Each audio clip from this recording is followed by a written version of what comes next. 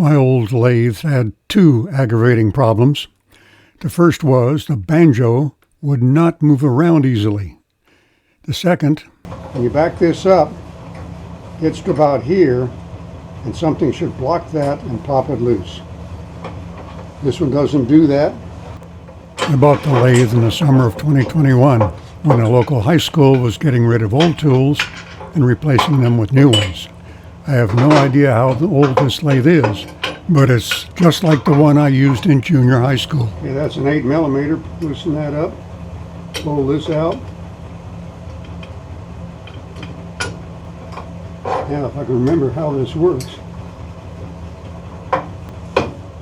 I'll go get a beer and see if I can figure this out.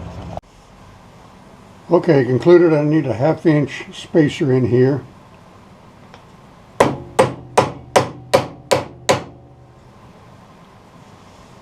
Oh, I forgot that's tapered. I need to measure the back end of the taper, and that will tell me how big this has to be.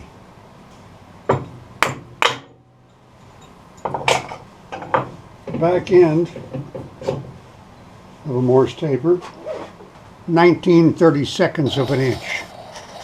If we make it 5/8 and ram it home, that ought to do it. Try this one. Should go in very easily.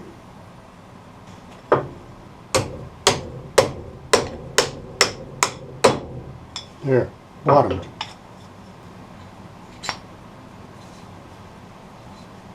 Okay, that will go in. Question is, will it come out?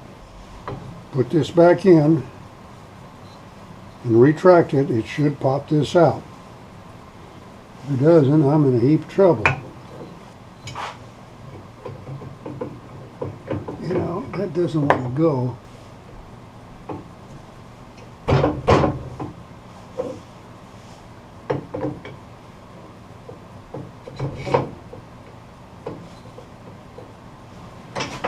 Okay, I'm pushing against that wood now. It doesn't need to be in the bottom, which is where it is. It needs to be, I should use that bigger one. Let's see if this works. Should be impacting about now. Oh, look at that.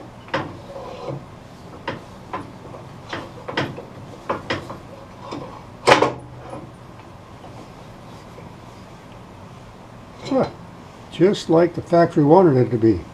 So I didn't need to make that plug that small. Question is it going to stay in there?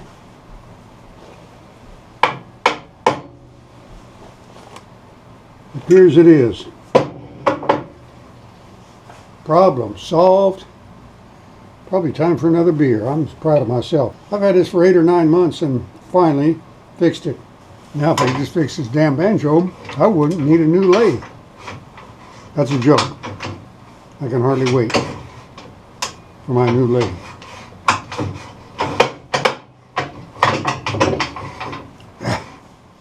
Okay, here's the problem I have with this.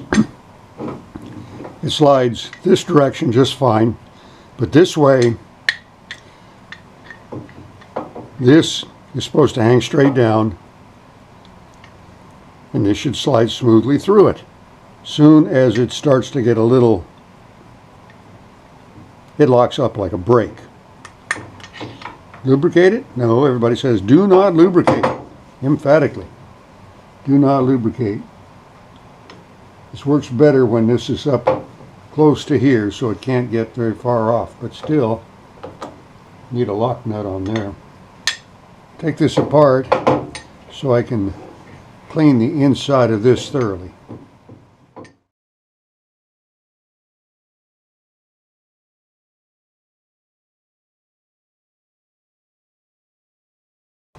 $60 years worth of dust, maybe. I guarantee you nobody's taken this apart before. So, brake cleaner. I'm gonna go outside to do this time. But still, it'll slide freely until it gets cocked just a little bit. If This is drawn up almost to the ways so that this can't rock.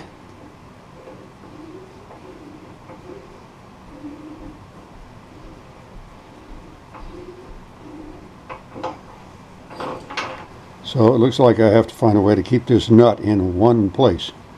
And I think I need a nylon lock nut. Let me see if I have one that size. Yeah, the right size, wrong thread.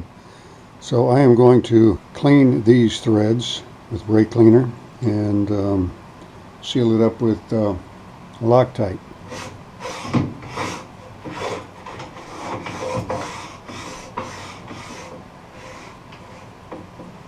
That appears to be the secret. You have to have that nut almost tight so that yoke, that narrow yoke that rides the shaft, can't tip. And boy, is that critical. Not a quarter turn's difference. Where it is right now is just right.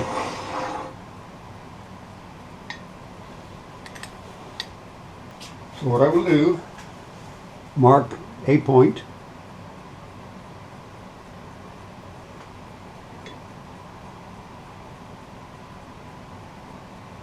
One, two, three, 4, 5, 6. Now I put on Loctite and turn it back down exactly 6. Use Loctite 242, removable.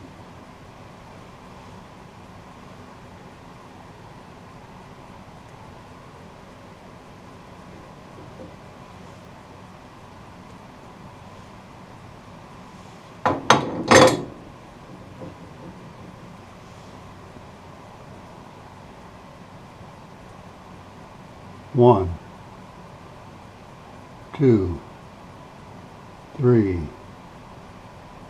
4, 5, 6.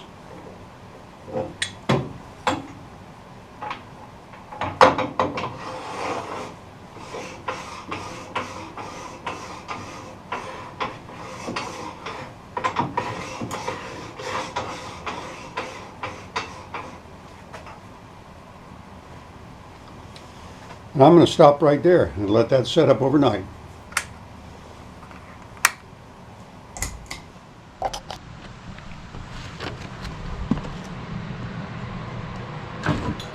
You may think this place is a mess, and it is. I got a project underway here, building a mantle for a fireplace out of 2 slabs of coastal redwood. I'd hoped to finish this little bowl over here today, but the mantle has priority, and while I was working on that, Santa Claus came, Christmas in April. I didn't expect it until next month. Okay, what I'm going to do now is put away enough tools that I have some space to operate, and then we'll see what's in the box.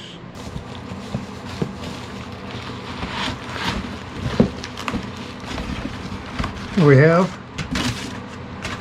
the bed extension itself and the tool rest extension. See what all these are later. Okay, there's the small box.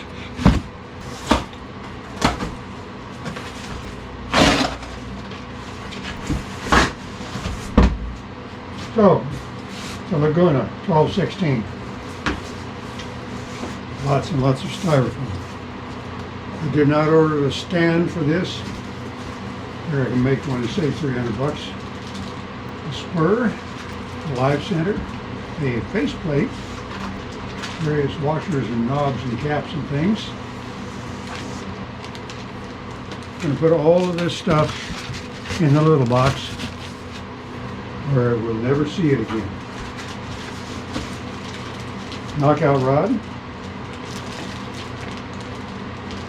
And should know what that's for, but I'll find out. And all important instructions right on top. Here's what I want is dimensions. I want to know the footprint size. Looks like the footprint size is 29.4 inches. This tabletop under here is 23.5. It says prior to removing the machine from the box, decide on the operating location of the machine.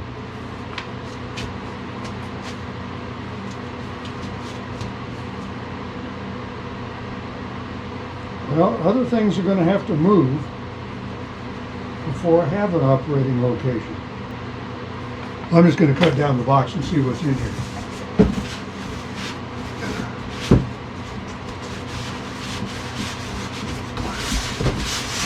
Good thing we got a styrofoam recycle place nearby.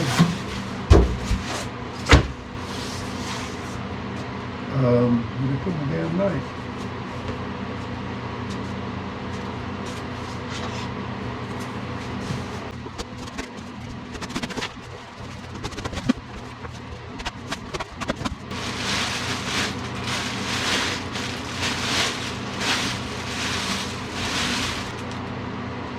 There is plenty of oil on here. You do not receive these with any rust on them. I can tell that right now.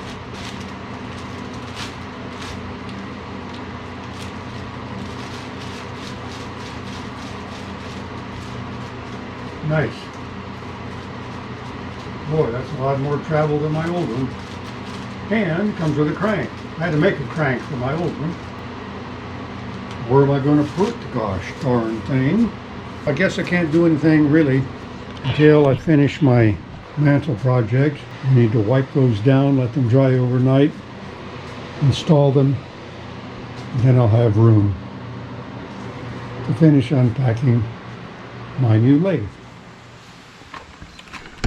Well, I haven't been videoing anything because I've been too damn busy moving stuff out of here.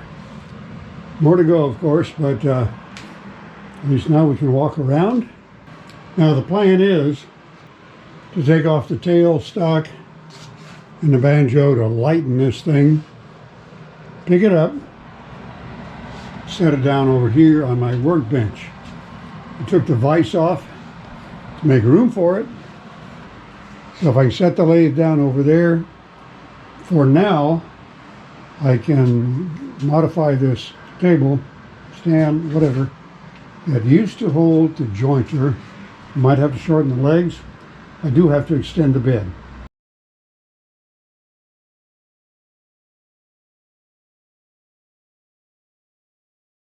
Now we're down to bare minima.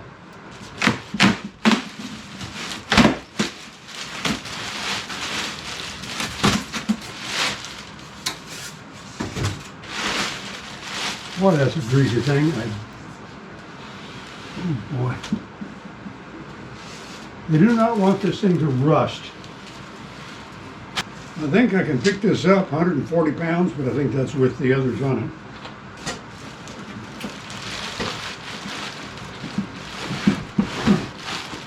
I think. Oh yeah. Wouldn't be able to lift it, but I can carry it.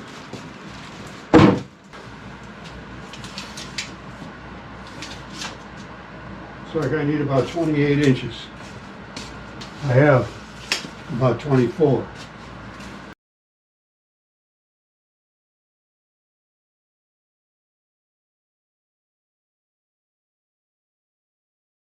I need to cut 4 inches off of each leg.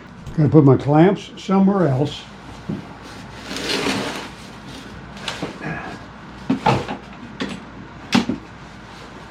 Got these conveniently sorted into big, medium, and small, and extra big, which is someplace else.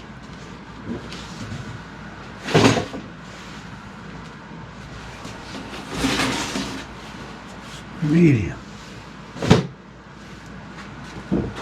And small.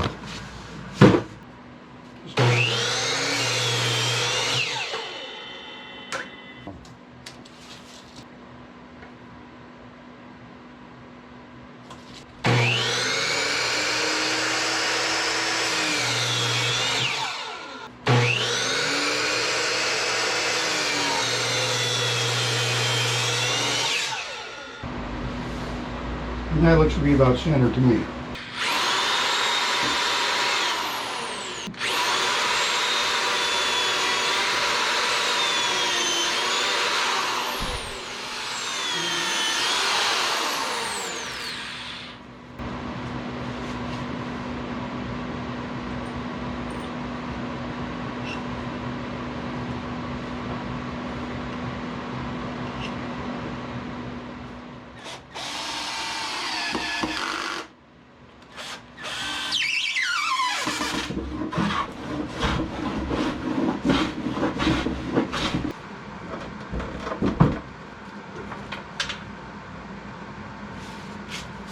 Right there.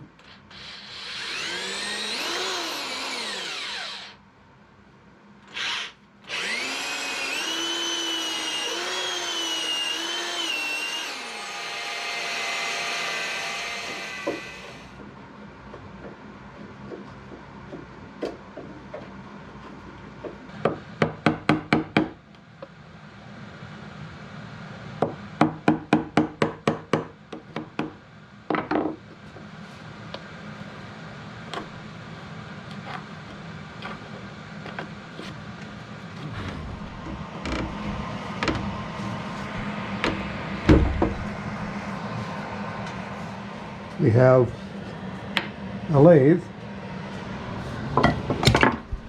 on a table that did not cost me $300.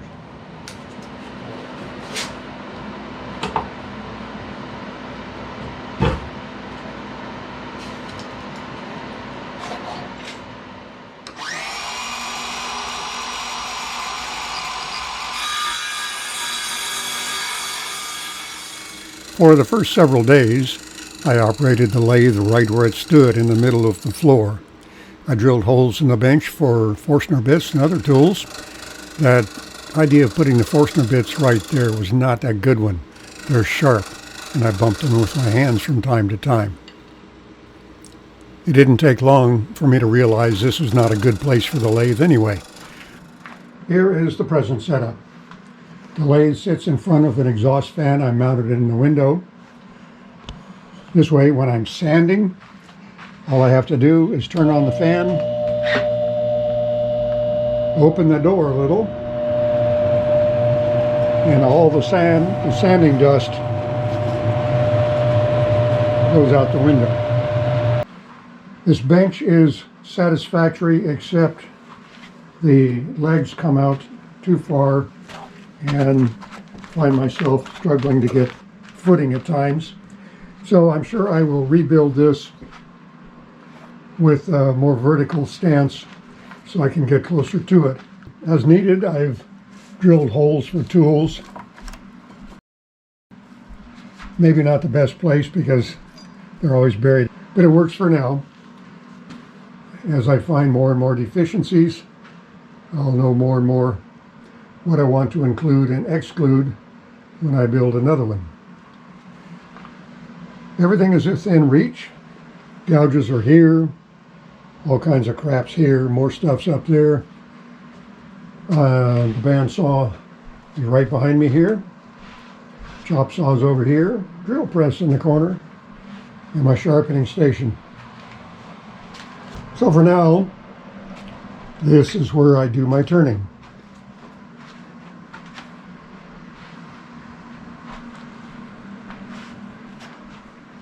It's not ideal, but it's the best I can do for now. The old Rockwell lathe with improvements and accessories is for sale. If you're in the Northwest Oregon neighborhood and are interested, get in touch. Thanks for watching.